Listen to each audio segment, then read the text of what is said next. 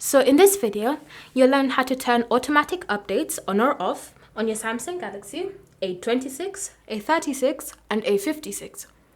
So the first step when it comes to turning the automatic updates on or off is to simply open the Settings app. Once you're in Settings, you want to scroll and select the option Software Update.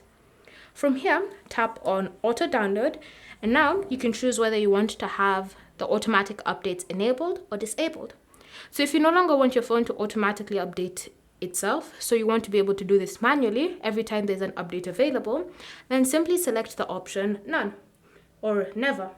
Once you've done that, now means that whenever there's an update available, you will have to come to the software update section, select download and install, and then wait for your phone to detect any nearby available updates, install the updates, and then just go through the whole process of updating your device.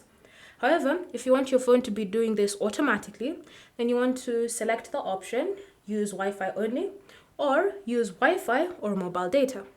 So it's completely up to you to decide between which two options you'd prefer to use, as Use Wi-Fi only means that whenever you're connected to our Wi-Fi network, your phone will start scanning for any available updates, and if there's an update available, it will download the update and then simply prompt you to restart your phone so that you can install the update. The same is for using Wi-Fi or mobile data.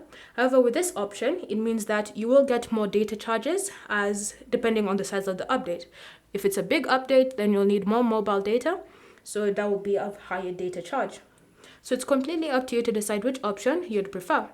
Once you've made your choice, you can just close the Settings app with the changes being successfully applied on your device.